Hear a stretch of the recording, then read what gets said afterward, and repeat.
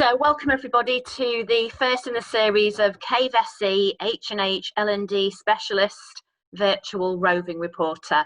And today I've got the pleasure of talking to Karen Shannon, the CEO of Manchester Histories, who is currently working on a fabulous project that celebrates 50 years of the Chronically Sick and Disabled Persons Act through a DigiFest 2020. So hi Karen, thank you very much for talking to me today.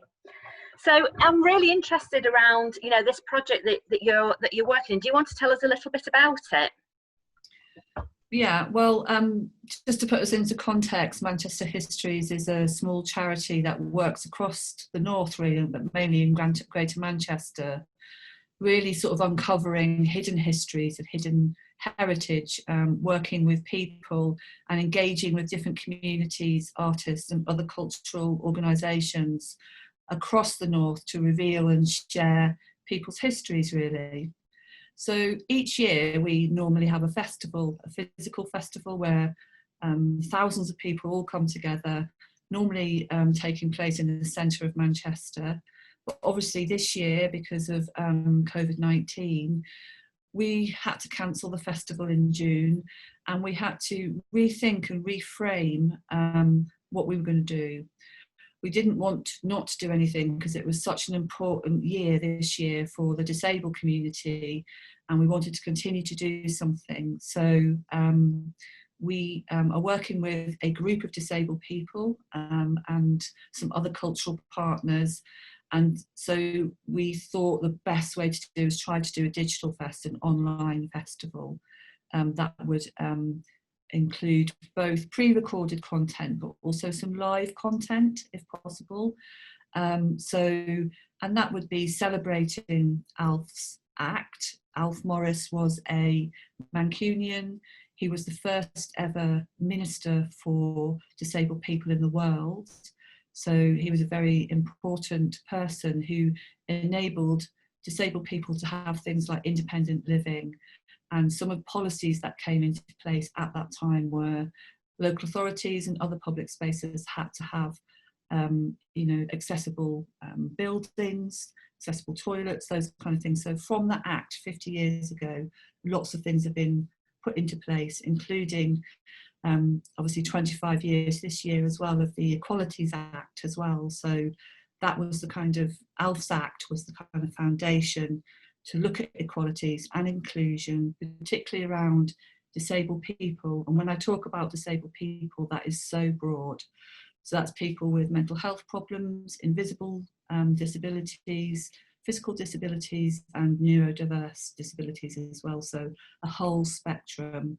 And the thing that I think should be mentioned is the fact that anyone at any time can become disabled. So it's a issue that, or not an issue, or a topic that actually involves us all. So we should all be thinking about it. We should all have a better understanding of kind of disabled people's rights and also some of the acts and around equality as well. But it sounds like a really interesting and exciting project. I know that you said that obviously previously it was going to be a physical festival that people would physically attend, and now in light of the current climate, it's now going to be online. So it's quite interesting, isn't it? My question now would be, what benefits do you see for you and this particular festival shifting from physical to virtual? Has there been any greater opportunities or any benefits that you've experienced for the fact that you've shifted the environment? I suppose one of the biggest things is around digital inclusion, so that because we're moving online, that we will have a bigger audience, we'll be able to reach more people, and particularly maybe some of our audiences that we might be reaching, disabled people or people that are shielded or in their homes. It gives us a much bigger reach.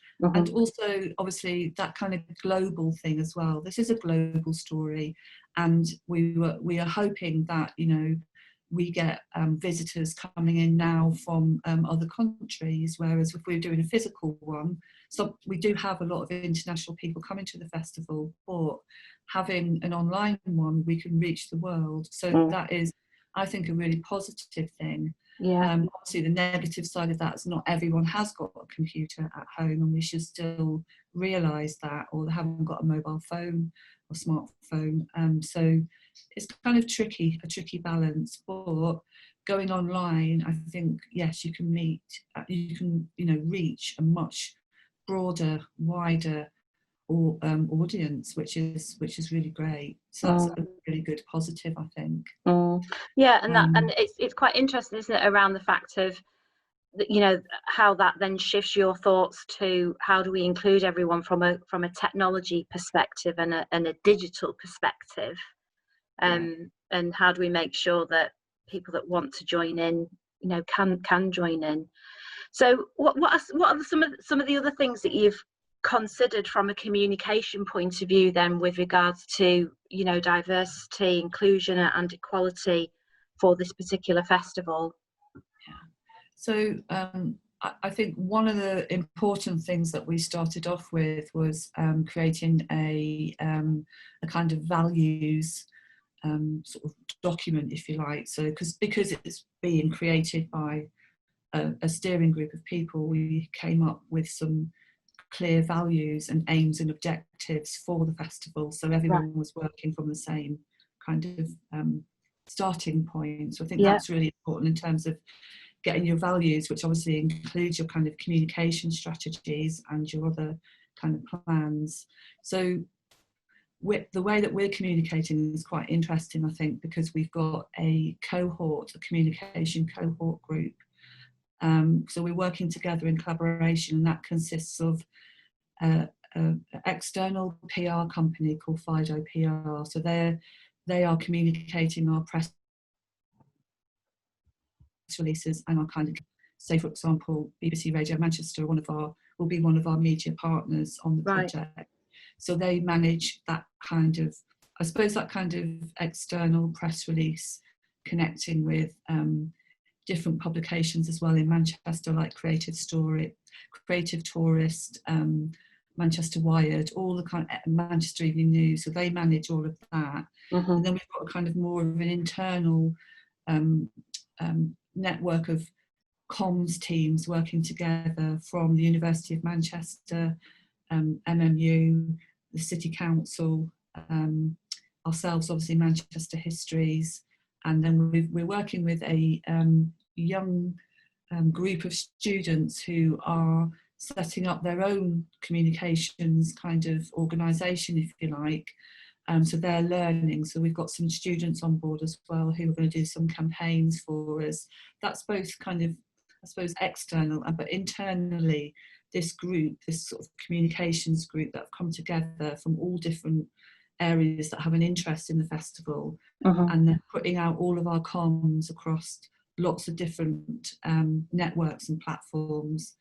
And I think that's quite hard to manage, but it actually helps us a lot to reach different people, different audiences at all different levels. And I think that's really important, that we reach both, you know, sort of some of the audience that we want to engage with, but others through other kind of ways. And we've also connected with, we do a lot of cross-marketing with other organisations, other cultural organisations. So if we've got something coming up, we've got like a kind of cohort of different cultural organisations across Greater Manchester, and then we just retweet everyone's what's coming up with each other's organisation. That's a really good way as well, I think, of communicating your messages through your partners, through that kind of way. It does take, you know, a little bit of time to do that. And we have a sort of part-time comms person in our team who obviously develops a kind of comms strategy for us, looking at what campaigns we're going to be doing, that kind of stuff leading up to the festival. So it's quite a complex communication cohort strategy of people, and not normally sometimes how you might just work, where you're just for your own organisation. This is much more open. And we did it last year with another project, and it seems to, like last year for Peterloo, we had an audience of over 1 million people. So we kind of, you know, through all of those different networks, we reached 1 million people Yeah. And that is absolutely amazing for such a small organisation Yeah. as we are. Yeah. So that's like you say, it's such far reaching. And was that because it was also virtually done? Some of it was, yeah. So we had a bespoke website for that. We worked with the communications sort of organisation to help us with the kind of website and the comms around that as well, and how we were engaging with people. And so, yeah, that was that helped us to reach all of those different people as well. So you said that you've got some students that are supporting you with regards to some of the internal communications. What has that group of people actually brought? What impact do you think they've had from having fresh eyes and being new into working in this arena? Have they brought you something fresh and new? Well, they have, because they're quite diverse in their kind of cultural backgrounds, and also they are helping us reach the younger audience, because obviously a lot of us are over 30. So that kind of student audience, that young audience, is really important to us, and we've put some kind of sort of indicators on how many young people we'd like to kind of attract for the festival. And that's one of our things that we're trying to do within our organisation, is how do we reach young people. So having them on board is brilliant, because they've got pathways into lots of different networks that we would never even think of, Okay. So they're all talking about doing some TikTok stuff, and how to reach different people. Like I say, they're kind of quite diverse, so it's quite nice to have a kind of cultural mix as well of different people's voices, so that it's not just our voice. So I think it brings, as you say, a new set of eyes, and it's quite refreshing to work with them, because they're all really want to do something, are really excited and very keen. And I think that that's also a really interesting way, isn't it, of also kind of practicing what you preach in the the consideration of the team that you're working with, the people that you're engaging with, the people whose voices are contributing to this particular festival, creates that living your values, really. So what would you say is maybe been one of the biggest things that you've learned so far off the back of obviously the success of the Peterloo piece, and now moving into your DigiFest 2020? Is there anything in particular that you've learned for yourself that's been quite a revelation from a diversity, inclusion and equality perspective? Well, there was always some sort of challenges. In particular this festival, obviously our focus is not just around disabled people, but that community, and that has thrown some challenges up to us, because there's lots of things around what language to use. There's an etiquette around disabled people's language. There's also knowing about the kind of social model of disability as opposed to the kind of medical model, and how that's changed over the last years, and the kind of broad range of disabilities that you kind of come in contact with, and then so those kind of challenges of how we're going to get our digital content accessible, which is a massive thing that you have, a challenge that you have to think about. So we've come up with an accessibility toolkit that's been put together by the disabled people's group that we're working with, and we've set ourselves some standards of what we hope to be able to achieve, again with very small budgets. So it's just really simple things like making sure every video that we produce has closed captions on it. There might be some might be audio described, so there's kind of people who have got partially sighted or will be able to kind of listen and do things, we'll be able to engage with them. We've had to think about bringing people British Sign Language on board, but not everyone actually does British Sign Language, so there's kind of lots of complexities around making stuff accessible. So that's been a big learning curve for us. You know, if you're putting digital content out there, these are some of the things that you can kind of ask yourself: is it accessible? Is it not? And if it isn't, then why isn't it? So I think that's been challenging. I think the other thing is around digital literacy and engaging with people who may not have any digital literacy or understanding of digital. It's been quite hard. So that's another channel. You can't reach everyone and do everything, you know what I mean? You can just do your best, I think. But you need to think about accessibility, I think, of content. And within your team as well, learning.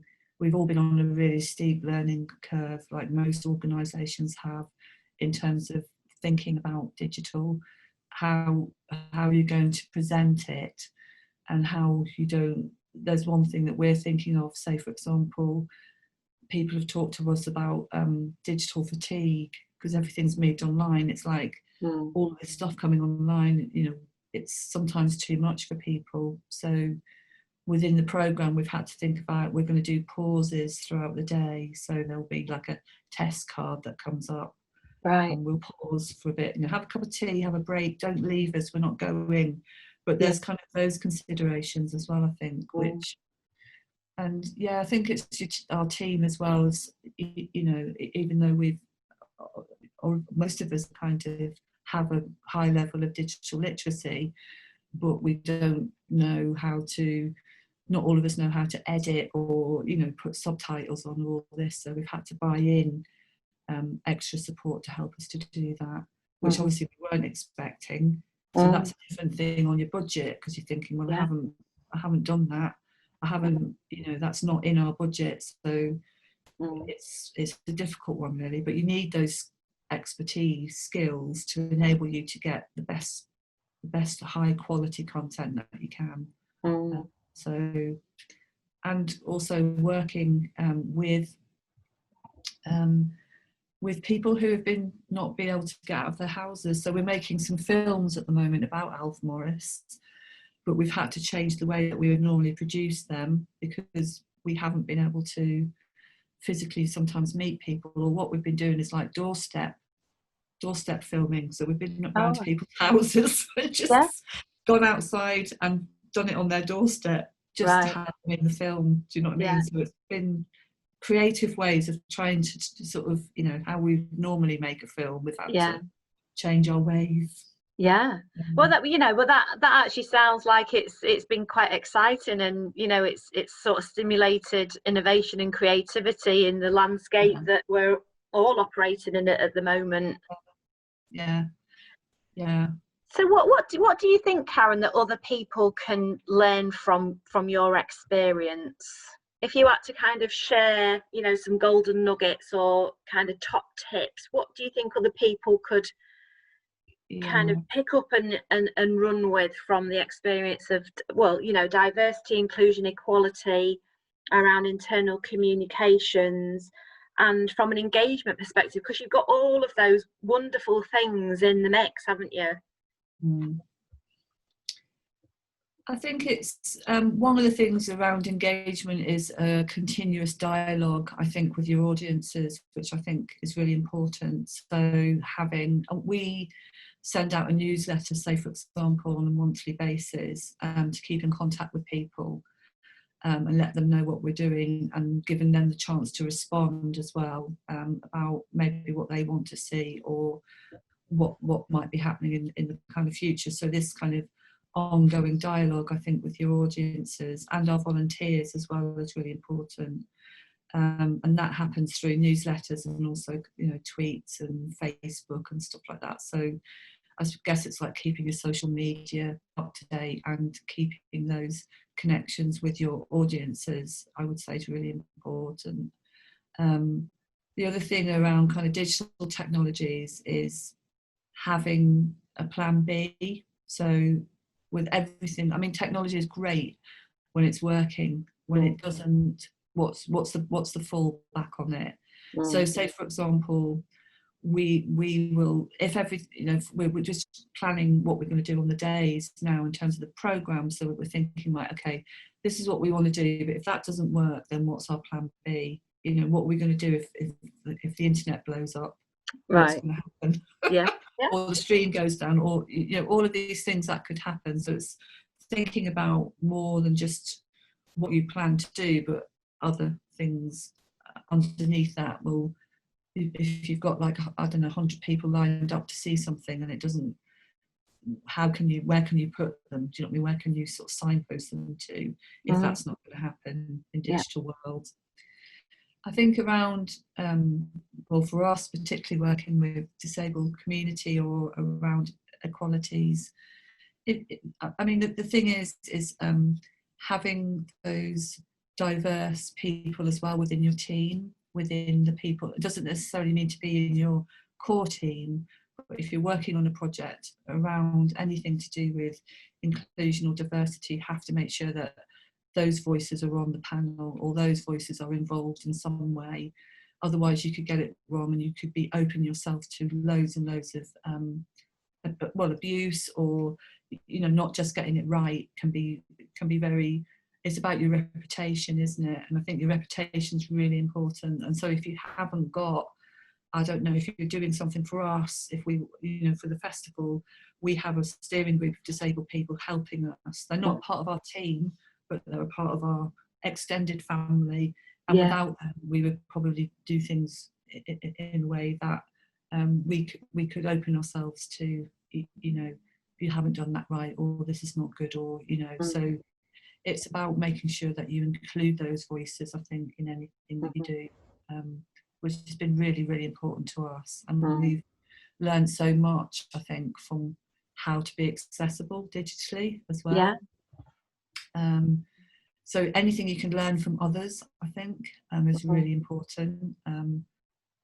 Again, around your skills in your organisation, I mean, that's something that we're looking at now through the COVID stuff, through kind of what do we do next? What is our digital plan? And I think we haven't got a digital strategy within our organisations. That's something that we're going to be looking at. Right. So again, what is your strategy for digital? How are you going to engage people through digital? What is it going to look like? Who's going to be involved? What skills do you need? All of that kind of stuff. That's something we're going to be putting in place. And what else? I think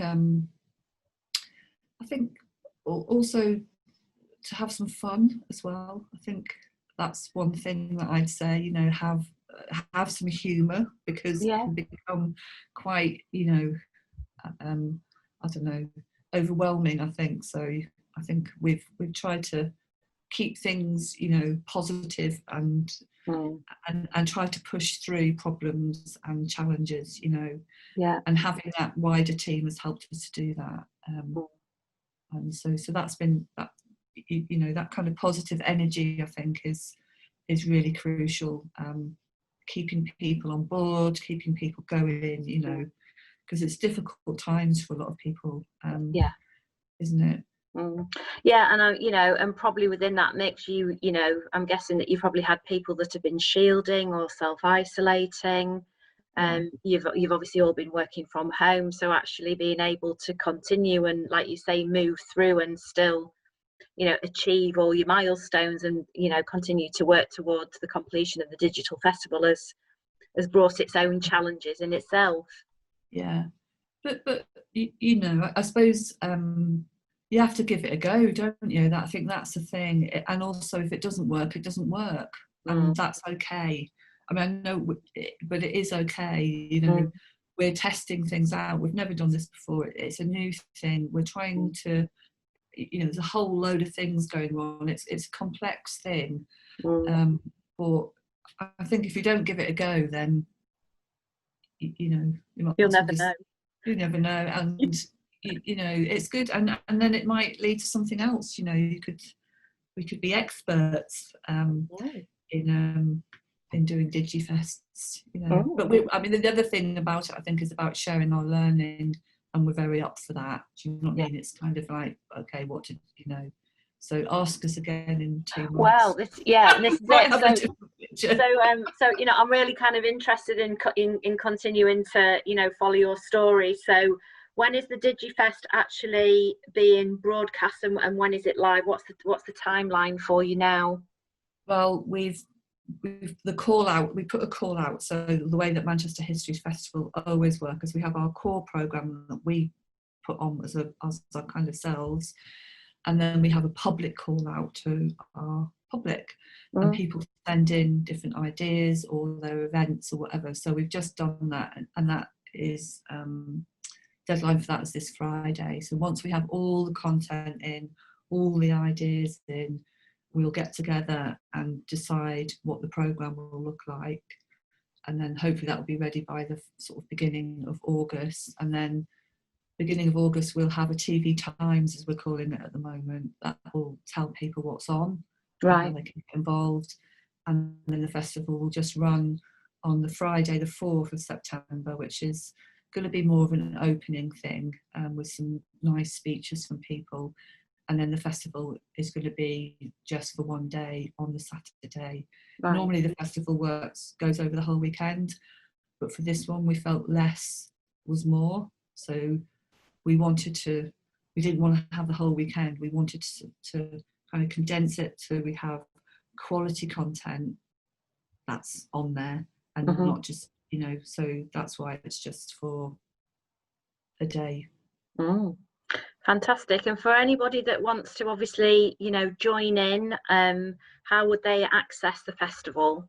Well, they just go to our website, which is manchesterhistories.co.uk, and there'll be an embedded player on there where people can watch and engage with us. So as through the day we'll have chat open so people can talk to us, and we've got debates, all sorts of things that people can kind of, you know, contribute to as well. So it's not just a passive thing, I think, is the thing. It's around interacting with your audiences online, which is really, really important, that you have that connection. And if they ask questions or if they want to know anything, you can be there with them, you know, as the broadcast is going out. Fantastic. Well, I shall certainly be logging in, and I'd love to catch up with you again, Karen, after the festival, to hear about all the successes and all the other things that you've learned, and hopefully you know, learn from you guys as well, if that's okay. Of course, yeah, happy to share. Well, thank you so much for talking to me today. It sounds really exciting, and you know, you are experts in the field, so you know, I'm sure that we can learn lots from you too. Thank you, Karen. Take care. Bye.